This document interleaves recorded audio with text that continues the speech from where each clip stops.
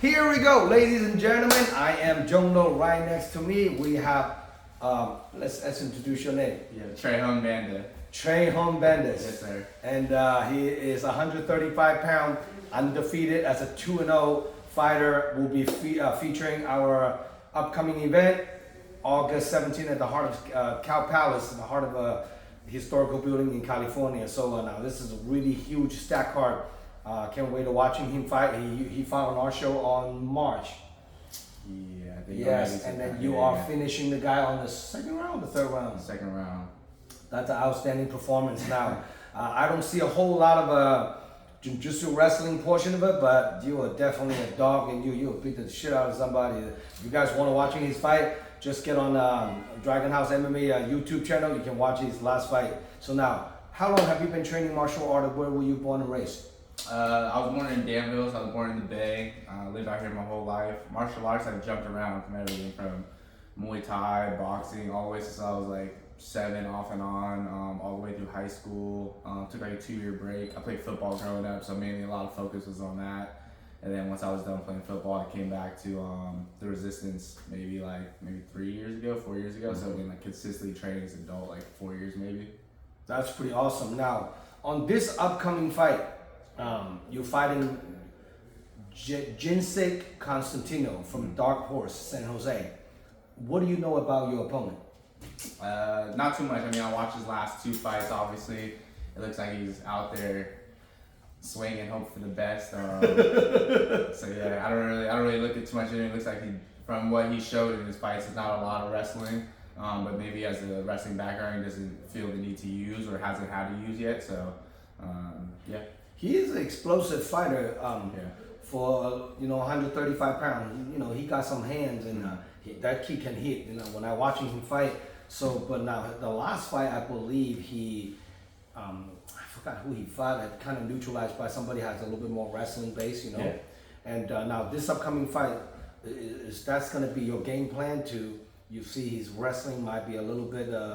The room for you to penetrate. You think you might be wrestle him a little bit more, or are you going to be standing up? I think it kind of just depends when you go out there and feel it out. It definitely feels different to go out there and say you're going to do something. I come from definitely what I would say is a stand-up gym, but we have a lot of good jiu-jitsu and wrestling help that we get from our gym and other gyms as well. Mm-hmm. More than necessarily the plan, I would say I'm more looking for like a finish, whether that be a submission, whether that be TKO, KO. This is more like a fun thing for me. So I want it to be fun for the people watching, people who come support, not necessarily about, point fighting or getting a takedown, laying on top. I wanna make it fun. I wanna keep the finishes going.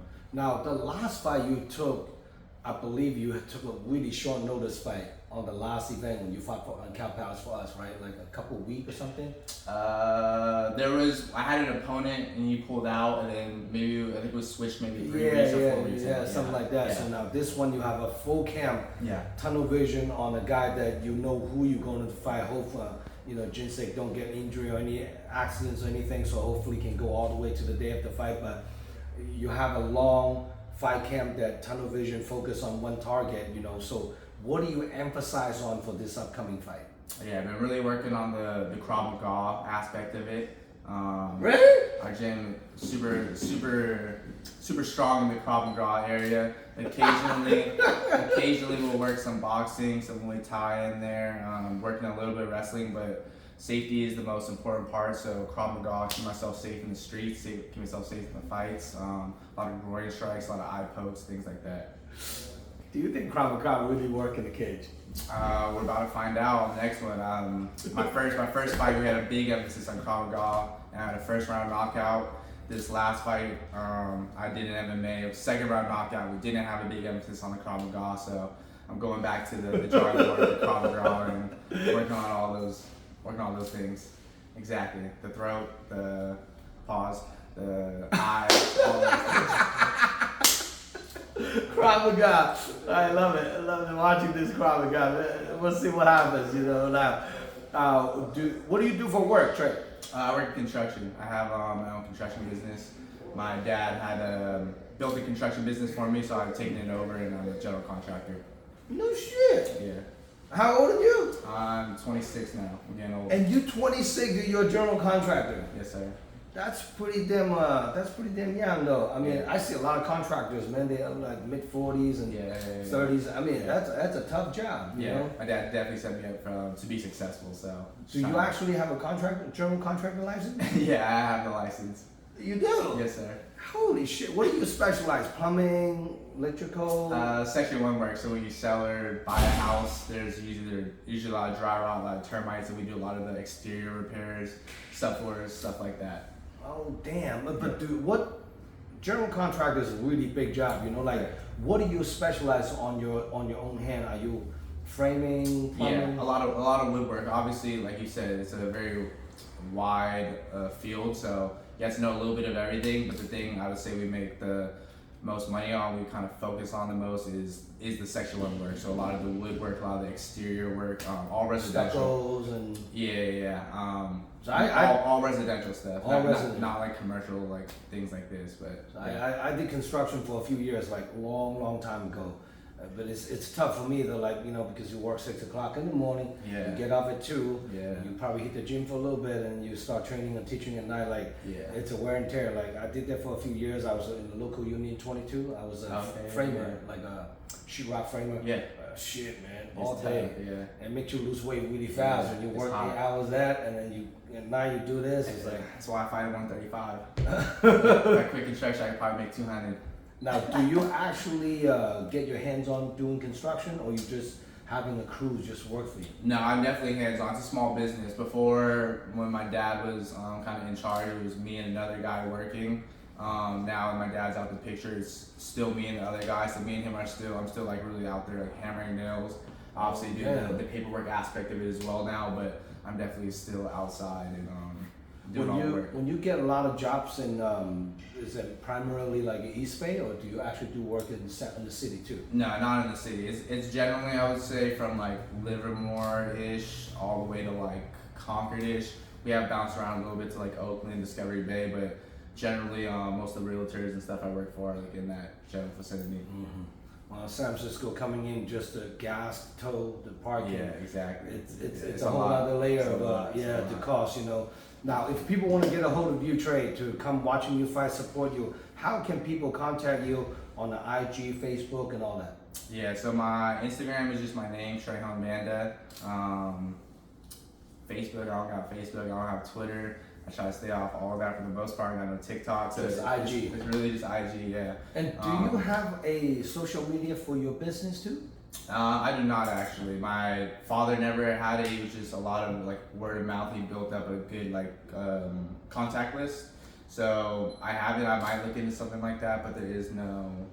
But you get enough work now, right? Correct. Yeah. Shoot, man. Like I see a lot of contractors. Almost like a lot of small business owners, pretty much IG where to go. Yeah. I should probably maybe start investing in that and figure that out. But right now, it's free. Yeah, right now, you just have to post how you put a wall up, your number, your contact, and exactly. People will hit you up. And I know a lot of people looking for some good handymans that know how to do everything. And it's like, ooh, you know, that's a good little gig right there. Yes, sir. So you got a good career going on besides fighting. Yeah.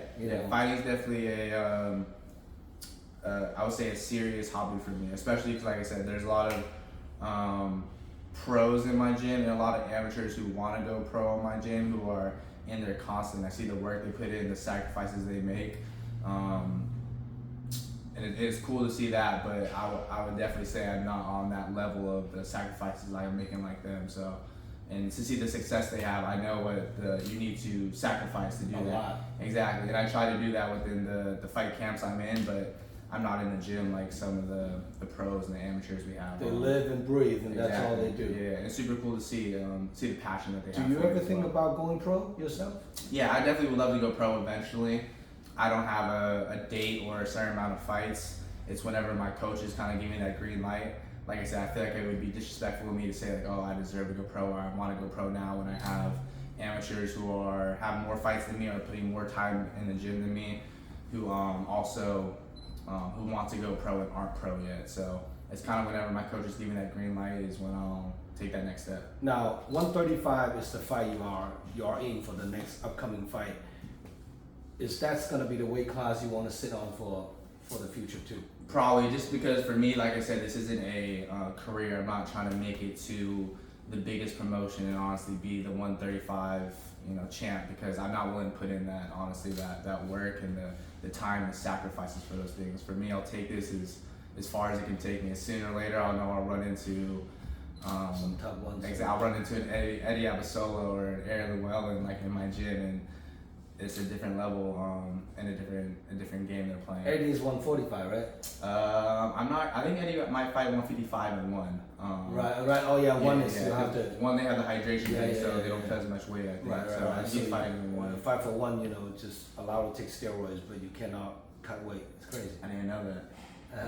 Every time I talk about one, we have quite a bit of one fighters they come in to train here. It's like they doing all these hydration tests, but they do not do drug tests. No, I didn't know that. I'm not on any steroids, and as you can see, as you know, in Asia, like access to steroids are pretty easy. You go into any Thai, you go into Thailand, you go into Philippines, or you go into a lot of other drugstore. You literally just walk up to the counter and like, what do you want? You just buy them on the counter, just like a Tijuana. You know what I mean? So like, and for one championship, like I personally not really a big fan of it because they don't want people to cut weight for their health, but they don't do drug tests. It's a tough trade-off. When you don't do drug tests, that means you allow them to take stuff. And then you're watching a lot of one championship fighters, a lot of them, they're superhumans. You can see. Savages, They're savages, and the thing is, they don't get tired, and they got muscle on their forehead. And you see some of those guys, like, really? Like, wow, like, you watching UFC, some of those 5-minute rounds, title fights, and people get tired because they're human. You know what I mean? They get a little bit more fatigue, but they use technique to neutralize their fatigue. But when you fight for, one championship, those little guys, they go for 5-minute round, like, they don't even look like they're tired after the fight. I'm like, damn, how do you train your cardio? Like, what kind of conditioning you do to get to that level of a cardio? Man, that's the only way, that's the only way, but anyhow. Do you ever think you'll move to 125? Probably not, just because it would have to be, I think, a whole, you're pretty big. You're real pretty big life for change. I don't feel like I'm big for 135. What do you walk around weigh up right now? Right now I'm like 150. I haven't been like 155 in over like 2 years. But I used to walk around like 155-ish, but now like I generally float around when I'm not like in a fight camp or training that much, like 150, 153. That's good. That's a good way though, In our gym, we don't honestly cut a lot of weight. Our gym, I think, holds a lot of value in just trusting the skills we have and the things like that. Obviously, you need to cut a little bit of weight, but we don't have anyone, cutting 20, 30 pounds like Dave or anything crazy, like Alex Pereira type of situations like that. But when you get to that level, sometimes it's hit and miss. Exactly. It's a fine line of, it's an advantage or you're just killing yourself in the sauna or something. Sometimes you kill so much weight off and then you got your glass chin and then your endurance or your stamina is run down. So it kind of like you make weight, but your body's take a toll, you know. And I mean, we have another fighter a long time ago fought on my show, and I didn't want to name anything, but like it was a crazy fight because he was kind of so much weight, his kidney shut down and he's starting to pop out shingles all over his body. And it's crazy. Like I didn't know that, and it was like he showed up at the weigh-in, he put makeup on it. And because he took the shirt off, so the commission didn't catch on. So, and I wasn't paying attention. I was busy with the paperwork. And then also the day of the fight, he rehydrated and gained, I don't even know, like 25 pounds overnight. I mean, he gained a lot of weight. And then it was like they set him in the cage, and they're about to fight, and then all of a sudden the cage ringside doctor's like, ho, stop. And then I'm like, why you stop my fucking mate? And then we go in there, you check, and it's like, you take a look, it's like, you have shingo, fights off. And the main event too? That's what I mean. That was probably about 10 years ago. Yeah, it's a tough one. That was crazy, but like, and then after the fight, I'm like, dude, like, how much weight you cut? He's like, I cut 20, 30 pounds in the week of the fight. Yeah, we doing none of that. Yeah, your kidneys just folding right there. It's not that serious for me. No, and your health is risking too. Exactly, So now, any special loved one, training partners, coaches, supporters that you want to shout out to? I mean, obviously the same thing. My whole gym, the resistance. We just trying to keep the ball rolling. Definitely hit a few speed bumps and stuff, but that's part of the journey. So I think we have some people fighting in Vegas up next, and after that, I believe it will be me. Who is your main training partner for this fight? I would say my main training partner in general is usually D'Angelo and Benny. D'Angelo's in Thailand getting right, and then Benny just had a juicy tournament today. Shout out Benny. But mainly, those I would say the two main people who are around my size who are doing like MMA. They're a little bit heavier than me, which is I think good, obviously. But yeah, those are the real two main people. Obviously, my mom. Shout out my mom. Keep me right, keep me fed, things like that. Now, do you have what's your company construction name? The company is Better Builders Construction. Better Builder Construction. Yes, sir. So soon we'll have an IG page for that build construction company. I think you should, It's an advertisement. Yeah, good way to promote it. And I think people just nowadays they don't use yellow page, phone books. I mean, if you're looking for a good handyman or fix whatever, Instagram is a way to hashtag, hashtag drywall, hashtag stucco, plumbing, whatever, hashtag the shit out of them, that's how you get some feedback, Now, if your opponent, Jinsei Constantino, watching this fight, what do you have to say to him? I would say, I hope you're having a terrible training camp. I hope you have a terrible weight cut. Hopefully I get the worst version of you. Hopefully it's a short night. For me, for the benefit. From a God. Exactly. Keep your hands up, stay low. I don't know. I got nothing for him really. Do you think this fight will go the distance? I hope not. I never wanted to go the distance. Even Muay Thai, I think I've had some, in my opinion, I hate watching all my fights in general, but I've had some boring Muay Thai fights that I hate. And I think the switch after a couple things that have happened in my life is kind of turned over. So now I'd rather go out there and kind of leave it all out there and really go for something than really just come back with a win and get my hand raised because I was kicking the outside, back out, jab, back out. And I'm not trying to point fight. And it looks like, I will say that, it looks like he's not trying to point fight. It looks like he's trying to really do someone bad. But my record and my history at least says that, at least in MMA, I'm trying to do someone nasty out there. That's pretty awesome.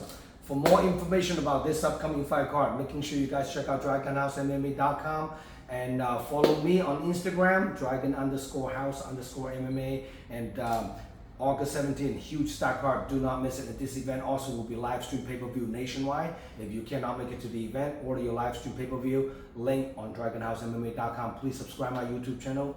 Give me some love and support, and then we'll keep producing all the fight fans, awesome events, and then all the amateur up-and-comer pros, and have a good platform for them to get to the top, to the next level, next big promotion. So we are here, Dragon House. I'm Jong Lo. Coming up event August 17th, first round fights. Number 3 is going down, formerly knowing it's a URCC, but now they rebranded. It's called a first round fight, and I'm official their matchmaker. So if anybody want to get on the next future event, make sure you guys DM me and then find me on Instagram.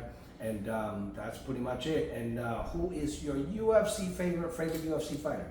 All time? All time. All time. I started at Cesar Gracie's in Pleasant Hill, so it's got to be the Diaz brothers for sure. No shit. Yeah, I started. Are the older Nick is fighting? I think Nick is fighting soon. He's fighting I think Tony Ferguson or something, right? No, he's fighting someone or someone kind of low-key good. It might be, it'll be interesting to see. I just saw maybe somebody make those fake posters online. Yeah. I started with jiu-jitsu though, and I grew up with the Diaz brothers, actually being in the gym, watching them train. I didn't know how big they were at the time. And they weren't as big at the time either, but I grew up with watching them fight, and the Gracie fighters and the scrap pack and all that. I'm not with them anymore, obviously, but I still definitely like the Diaz brothers for sure. Yeah. So now, how long? What belts are you on jiu-jitsu? I'm a blue belt. It's taking me, I don't know, 10 years to get my blue belt. So I'm not a good blue belt, obviously. But you don't do a lot of gi though, right? We mainly do no gi. I actually like gi better. It's fun. I think there's a lot more technique in gi, where no gi, obviously there's technique in both, but no gi you can get sweaty, slip out of shit, freak out, and just pull stuff out. Gi, everything is a lot more technical in my opinion, and you have to really know your technique, and I enjoy that part of jiu-jitsu for sure. That's pretty dumb. Well, you obviously got the cauliflower ear. You don't get that for nothing, not just grinding it down. There's got to be a little history to be what you had. So look forward to have this young man fighting. Yes, sir. August 17th. Once again, train in Banda. Traehone Banda. Traehone Banda, and your last name? Banda. Banda. Oh, Traehone Banda is a whole. All right, here we go. Krav specialist. Krav specialist. Make sure you gotta watch out. All right, August 17th, guys. I'm Jono signing out. Good job, brothers. Thank you. Peace.